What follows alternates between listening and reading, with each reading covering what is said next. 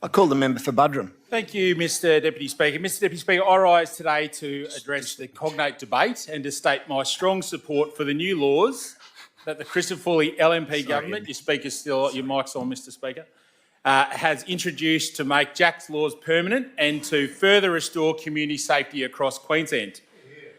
Let's be clear, Mr Speaker, what we inherited from the previous Palaszczuk-Miles Labor government was a framework that was soft on crime, overly bureaucratic, and frankly, it was out of touch with the realities on our streets. Labor's approach to knife crime, well-intentioned, was riddled with red tape. They introduced an evidence-based test that required police to determine whether a serious violent crime had occurred at a location within the past 6 months before they could even authorise a wanting operation. And that is not proactive policing, Mr Speaker. That's reactive bureaucracy.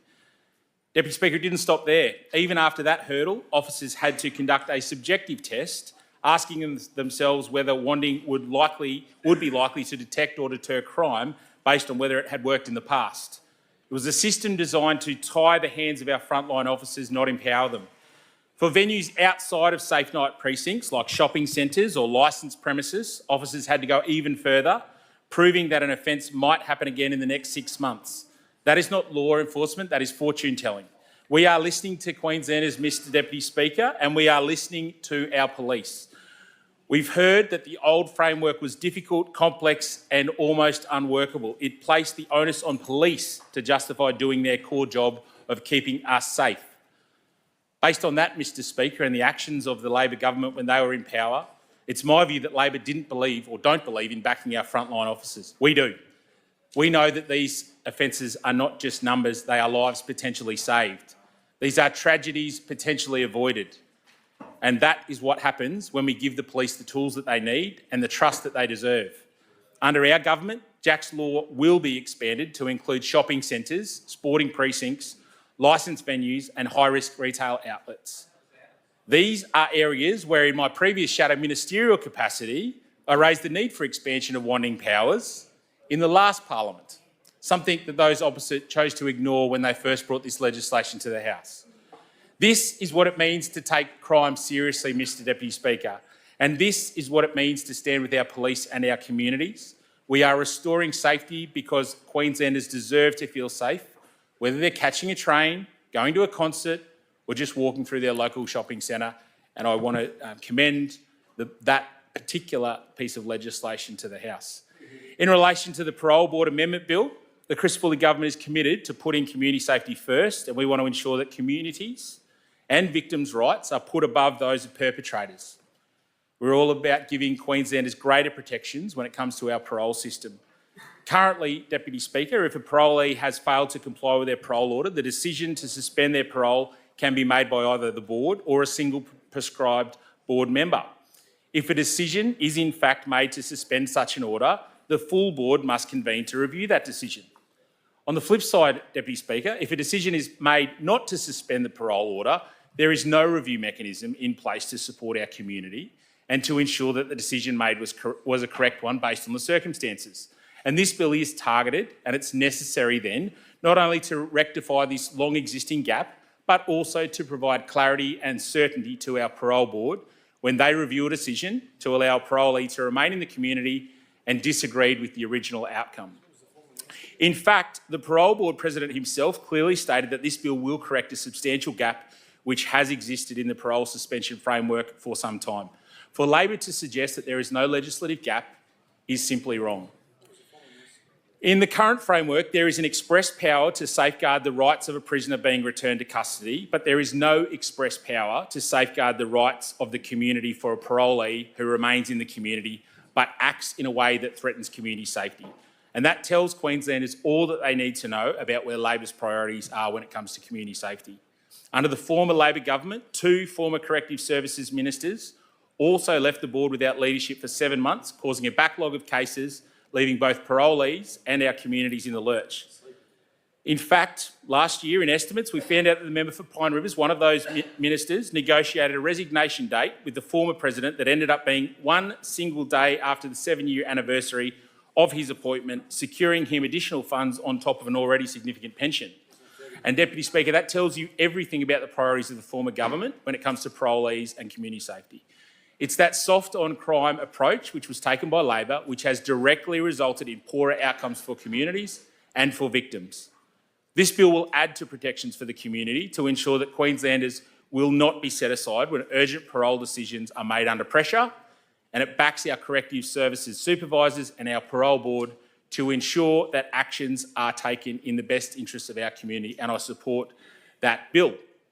Now, Mr Deputy Speaker, I want to address the amendments which the member for Aspley just spoke to, which have been circulated by the Minister for Corrective Services in relation to the Transport Infrastructure Act 1994. And I can advise that those changes relate only to the ability of the Minister for Transport and Main Roads to make a tolling declaration.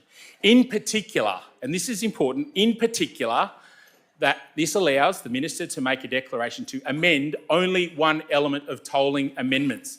The amendments retain transparency and accountability in declaring tolls, charges and payment arrangements for Queensland toll roads. And I can hear the scare campaign from those opposite. I'll get to their petty political games in a second, Mr Deputy Speaker. These amendments also include the repeal of the section which currently limits the Minister's ability to make further toll declarations for the Gateway and the Logan motorway. Repealing this section— Members, the interjections aren't being taken. Member for Buderim, you have the call. I'd love to, Mr Deputy Speaker, but I won't have time to get through it all. Repealing this section will make legislative requirements for tolling arrangements consistent across the Queensland toll road network.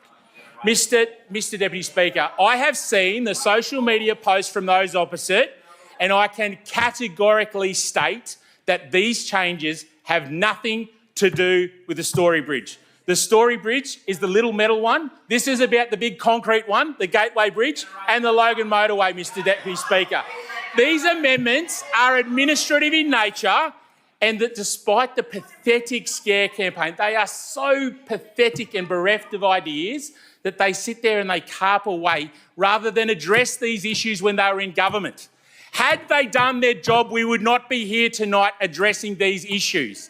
Those opposite failed in every regard when it came to governing this state, and it is left to this side of the House to fix up their mess, Mr Speaker. These amendments are administrative in nature, and they are needed to reduce the unnecessary burden and expense, making legislative requirements for tolling arrangements consistent across Queensland's toll network.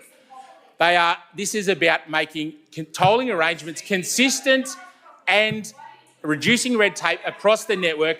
Those opposite want to purvey mistruths and falsehoods to suit their own pathetic political narrative. I want to categorically state again, this has nothing to do with the Story Bridge. It has nothing to do with increasing tolls in some sort of secret plan in the budget. I think I heard from the member for Aspley. The budget will be handed down and those opposite will be found wanting, because this has nothing to do with that. This is about fixing their mess, making the process simpler and ensuring there is consistency across the tolling network, Mr Speaker. And for those opposite to try to play pathetic political games says more about those opposite, says more about the Labor Party, who don't want to do the serious business of governing. They've abrogated that responsibility. This is about Section 93AA of the TIA. Only that. Nothing else. Not about tolling roads that are not tolled right now. Not about secretly increasing tolls on the Logan motorway or the Gateway motorway. And those opposite who do well to listen, rather than sit there and interject, run pathetic little scare campaigns. Pathetic scare campaigns from the member for Inala. Member for Jordan, jump on your feet, member for Inala, and have a chat. Mr Deputy Speaker, those opposite peddle fear because they have nothing else. They've got nothing else because they don't have policy. They don't stand for anything, and they will not accept that Queenslanders have found them wanting. They just won't accept it. And Mr Deputy Speaker, until they accept it, we will continue to come in here and fix up Labor's mess. We will continue to come in here and fix up a decade of Labor failure, because that's what Queenslanders voted for in October last year. Acting